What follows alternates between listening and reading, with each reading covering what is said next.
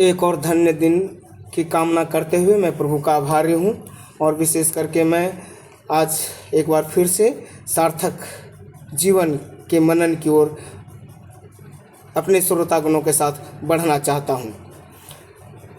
जब हम एक सार्थक जीवन की तलाश में हैं तो हम इस जीवन से जुड़े कई सवालों का जवाब हम दुनिया में ढूंढते हैं, परंतु पवित्र शास्त्र बाइबल हमें एक ऐसे स्रोत के विषय में बताती है जो हमारे जीवन को एक सही दिशा और एक अर्थपूर्ण जीवन की ओर ले जाता है। तो आइए आज का सार्थक जीवन का 8वें चरण में हम देखेंगे परमेश्वर के वचन से हमें हमारे उद्देश्यों के विषय में, हमें हमारे पहचान के विषय में बाइबल क्या बताती है। सो हम लोग निकालेंगे उसका 2 तीमुथियुस की पत्री, उसका 2 अध्याय और उसका 11 और 12 वचन को और 13 वचन को हम लोग पढ़ेंगे। वहाँ इस प्रकार से लिखा है, यह बात सच है कि यदि हम उसके साथ मर गए हैं तो उसके साथ जिएंगे भी। यदि हम धीरज से सहते रहेंगे तो उसके साथ राज भी करेंगे। यदि हम उसका इनकार करेंगे तो वह भी हमारा इनकार करेगा। यदि हम अविश्वासी भी हों तो भी वह विश्वास योग्य बना रहता है, क्योंकि वह आप अपना इनकार नहीं कर सकता। परमेश्वर इस वचन के पढ़े और सुने जाने पर हम सबको आशीष दे। विशेष करके जब हम इस अध्याय को मनन कर रहे हैं प्यारे भाई बहन, तो हम यहाँ पर देखते हैं कि जो यह पत्री संत पौलुस के द्वारा लिखा गया है और यह पत्री अपने एक युवा तीमुथियुस के विषय में उन्होंने लिखा है और उसी का यह एक भाग है। जब पौलुस इस पत्री को लिख रहे थे वह उस समय जेल में बंद था और वह अपनी मृत्यु के विषय में वो निश्चित थे कि वो जानते थे कि मुझे मरना अवश्य है और इसलिए ऐसे समय में वह पत्र का एक विरासत को हमारे सामने रखा है और वह इस प्रकार से है। पहला बात विश्वास की गवाही, दूसरी बात साहस की प्रेरणा और तीसरी बात मसीही जीवन की यह बुलाहट है। प्यारे भाई बहन, हम जब देखते हैं वर्ष 11 में लिखा है, यदि हम उसके साथ मर गए हैं तो उसके साथ जिएंगे भी। यह मरना एक शाब्दिक अर्थ रूप से मृत्यु नहीं बल्कि आत्मिक रूप से भी अपने पापी स्वभाव और सांसारिक इच्छाओं के लिए मरना है। ये मसीह के साथ मैं क्रूस पर चढ़ाया गया। गलतियों 2 अध्याय का 20 पद में पौलुस वर्णन करता है, जब मैं मसीह में बपतिस्मा लेते हैं तो हम उसके साथ क्रूस पर चढ़ाए जाते हैं और जब हम जी उठते हैं तो हम भी एक नए जीवन में जी उठते हैं। यह हमें आश्वासन देता है कि जैसे मसीह मृत्यु पर विजय प्राप्त किया, जी उठा, वैसे ही जो उनसे जुड़े हुए हैं वे भी जी उठेंगे और अनंत जीवन प्राप्त करेंगे। प्यारे भाइयों, एक सवाल है, क्या आपने आत्मिक रूप से पुराने जीवन के लिए मरने का निर्णय लिया है? यदि हाँ, तो यहाँ पर 3 मुख्य बातों को हम देखेंगे। पहली बात धीरज और राज्य की आशा, जो वचन 12 में लिखा हुआ है। मसीही जीवन एक युद्ध है। सताव, परीक्षा और स्वीकृति और तिरस्कार इसका हिस्सा है प्यारे भाई बहन। और जब हम देखते हैं उसका दूसरी बात, तो वहाँ पर इस प्रकार से जो धीरज की बातें हैं वहाँ लिखा है, परंतु धीरज ही उस विश्वास की पहचान है जो न केवल आरंभ करता है पर अंत तक बना रहता है। मत्ती रचित सुसमाचार उसका 24 अध्याय और 13 वचन में यह बात को प्रभु यीशु मसीह स्वयं कहा है। राज्य का वादा वह क्या है? यह केवल स्वर्ग में जीने की बात नहीं बल्कि मसीह के साथ मिलकर के उस राज्य में सेवा करने की बुलाहट की बात है।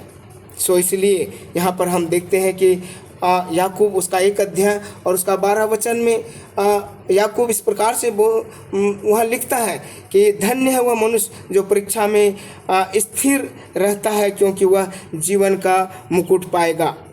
सो इसलिए जब हम इस बातों को देखते हैं जीवन का मुकुट के विषय में, वह परमेश्वर है जो हमें जीवन का मुकुट देने के लिए हमारे लिए है। और इसलिए हम वहाँ पर एक बात को और देखेंगे प्यारे भाई बहन, जब हम मसीह की सहभागिता से इनकार करते हैं तो उसके लिए एक चेतावनी भी भरा हुआ संदेश भी है, जिसको हम आत्मिक चेतावनी कहते हैं। उसका हम जब देखते हैं वचन उसका 12 पद में लिखा है, यदि हम धीरज से सहते रहेंगे तो उसके साथ राज भी करेंगे, यदि हम उसका इनकार करेंगे तो वह भी हमारा इनकार करेगा। सो सच में हम यहाँ पर देखते हैं कि यह एक गंभीर चेतावनी है। मसीह को इनकार करना सिर्फ शब्दों से नहीं परंतु जीवन शैली से भी होता है। हम पतरस के जीवन में देखते हैं, उन्होंने प्रभु यीशु मसीह को इनकार किया, लेकिन उसने पश्चाताप करके वह फिर वापस आया और फिर बहाल हुआ और परमेश्वर ने उसे फिर से अपने मिशन में इस्तेमाल किया। और इसलिए वहाँ पर चेतावनी है। जब हम मत्ती रचित सुसमाचार उसका 10 अध्याय और 32-33 पद में देखते हैं, वहाँ पर प्रभु यीशु मसीह ने स्वयं कहा कि जो कोई मुझे मनुष्यों के सामने मान लेगा, स्वर्गीय राज्य में मैं अपने पिता के सामने उसको भी मान लूँगा। प्यारे भाई बहन, यहाँ पर हम देखते हैं परमेश्वर की विश्वास योग्यता जो अनुग्रह पूर्ण है। और वह बातें यहाँ पर हम देखते हैं कि 13 वचन में लिखा है, यदि हम अविश्वासी भी हों तो भी वह विश्वास योग्य बना रहता है। कितना ये हमारे जीवन के लिए एक प्रोत्साहन देने वाली बात है। यह पद सबसे अधिक आश्वासन देने वाला है। जब हम कमज़ोर पड़ते हैं, डगमगाते हैं, तब भी परमेश्वर हमारा जो है वो बदलता नहीं है। उसकी प्रतिज्ञाएं हमारे व्यवहार पर नहीं, उसकी स्वाभाविक सच्चाई पर आधारित होती है।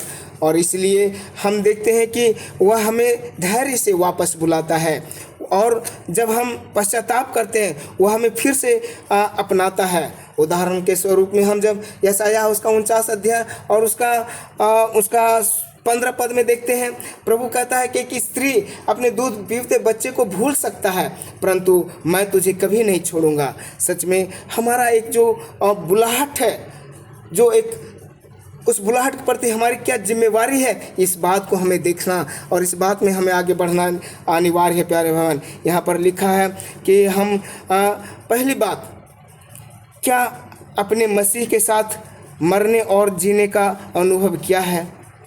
दूसरा, क्या आप कठिनाइयों में धीरज रखते हुए विश्वास में स्थिर है? और उसके बाद चौथी बात, आज ही पश्चाताप करें और उस विश्वासयोग्य प्रभु के पास लौट आएं जो आपका इंतज़ार कर रहा है। सच में प्यारे भाई बहन, कहीं आपके जीवन में कोई ऐसा क्षेत्र है जहां आप मसीह को इनकार कर रहे हैं? प्यारे भाई बहन, एक छोटी सी प्रार्थना की ज़रूरत है हमें, और इस प्रकार से हम परमेश्वर से प्रार्थना कर सकते हैं, हे विश्वास योग्य प्रभु, जब मैं डगमगाता हूँ तब भी तू स्थिर रहता है। हे महान परमेश्वर, मुझे अनुग्रह दे कि मैं कभी ना तुझसे दूर जाऊं। हे प्रभु, तू मेरे लिए मरा। प्रभु, मुझे जीने की शक्ति दे कि मैं तेरे लिए जी सकूं। यह जीवन तेरा आज से हमेशा के लिए है। प्यारे भाई बहन, मैं फिर उसी बात को कहूँगा कि यह सार्थक जीवन जो एक मंजिल ही नहीं बल्कि एक रास्ता है, यहाँ हर दिन हम जीते हैं और अपने जीवन के अनुभव से सीखते हैं। पहली बात, अपने मूल्यों को पहचानना। दूसरी बात, अपने उद्देश्यों में बने रहना।